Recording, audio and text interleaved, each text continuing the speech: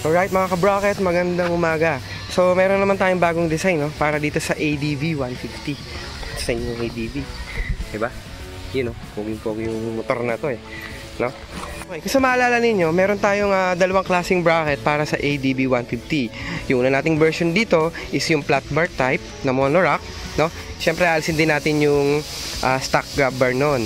Then gumawa naman tayo ng plated version na pangalawang bracket natin, which is yung high tensile na oval tube. Okay, so aalisin din yung stock grab bar.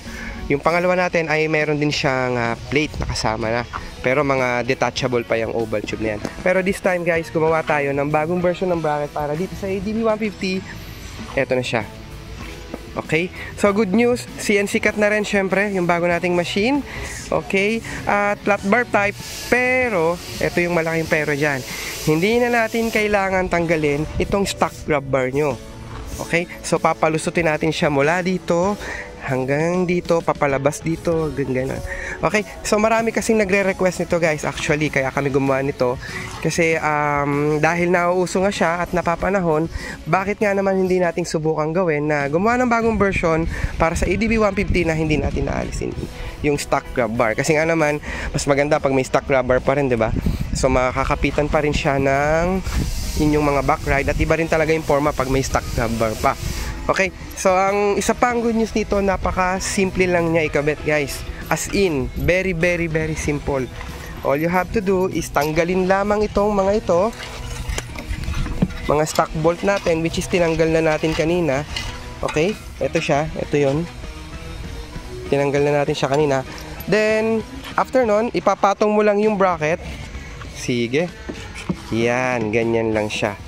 Ganun lang kasimple, di ba? Tingnan natin kung sakto yung mga butas niya. Okay, so ayan, meron na. So wala na kayong ibang ilalagay dyan, kundi ito lang. Pagpapalit tayo ng Allen bolt, no? Stainless na yan, syempre, para walang kalawang. Ganun lang kasimple. Then ilalagay nyo lang siya dito. Okay, so pagkalagay mo ito, yan, ayan lang. Lagay nito. So hindi nyo na kailangan ng washer guys, kasi tatama pa yun doon sa gilid ng bracket natin. Kaya hindi natin siya kailangan lagyan. Okay, so ito na. Ayan, lagay na siya. Then, lagay din natin to. No? Nakasimple, no? Walang pilit-pilit, walang puwersa-puwersa. Kitang-kita nyo naman, walang cut-cut yan. Kinamay lang natin yung pagkakabit, guys. Then, after mo na, syempre, naramdaman mo na kumapit na yung thread, kuha ka lang ng number 6 Allen key. Then, higpitan mo lang, syempre.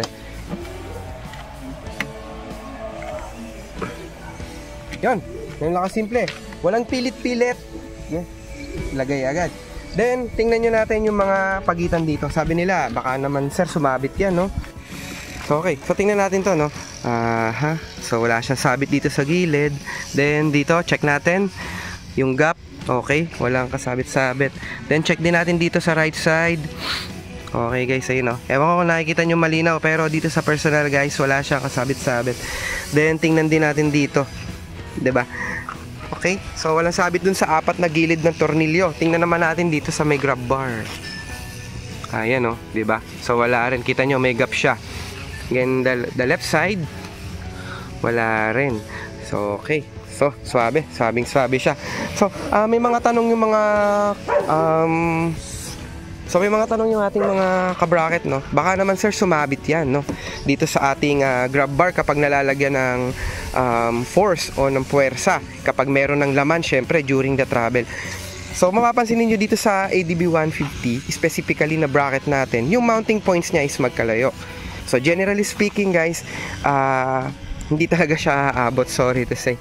Wala siyang pag-asang umabot doon, mag-touch yung dalawang ito. Maliban na lang kung maputol yung bracket ninyo, syempre, o kaya may crack na siya. That's the time na magkakaroon lang ng contact itong dalawang metal na ito. Okay, so dito sa pagkakataong ito, hindi talaga siya magsasabit. Okay, so tingnan naman natin kung isasara natin yung upuan, kung magkakaroon siya ng sabit. Hindi. So narinig nyo, clicking sound, no? Nag-lock na yung upuan. So dito, okay naman. Ayan, no? May gap pa rin siya. May gap dito. May gap pa rin. Alright, so napaka-solid na naman. Okay, so wala kang kasabit-sabit. So pa nga, tingnan natin kung talagang hindi siya sabit, no? Buksan natin yung seat. Pakinggan natin yung clicking sound. Okay, so indicating, no, yung clicking sound, walang ka puwersa-puwersa. Alright, tingnan natin yung forma. Napaka-solid, no? Napakaganda niya. In. So, kagandahan dito guys, hindi nyo natatanggalin yung grab bar. Then, tingnan natin kung makakaabala sa angkas. Okay. Hindi, di ba? So, kasi sa dulo na siya guys. Makikita nyo dito, umano lang siya, umabante lang siya. Di ba? So, yun. Nakabit na natin ng mabuti. Walang naging problema. Maayos na maayos. Walang sabit. At mukhang napakatibay. Pero, syempre, hindi pa dyan nagtatapos yung ating durability test sa motor na ito kung talagang matibay nga ba. Dito sa Jaycom Bracket hindi nawawala yung ating pagtetest ng mga bracket na ginagawa natin bago umalis yung customer. So again guys, reference lang to. Hindi naman talaga kayo magkakarga ng isang buong tao, pero ito ay reference lang para makita kung talaga bang matibay. Yung magsasabi nung tibay nito, syempre kayo pa rin mga user. Kasi dito nagpupunta lang sila 1 day lang, 2 days lang. So hindi natin makikita kung talagang matibay ba siya in the long run. Pero ito na yung best natin para sa fittings ng motor na to at ma-ensure yung tibay niya. Okay? So tingnan natin yung durability test nitong motor na to. Tawagin natin sir yung owner ng ADB 150. Okay? So ayan si sir yung owner. Okay? Tanggalin niyo yung center stand sir. Okay? Tapos ito si Ninong Pau. Tingnan natin kung kaya niya yung bracket. Sige nga, testingin Ninong Pau.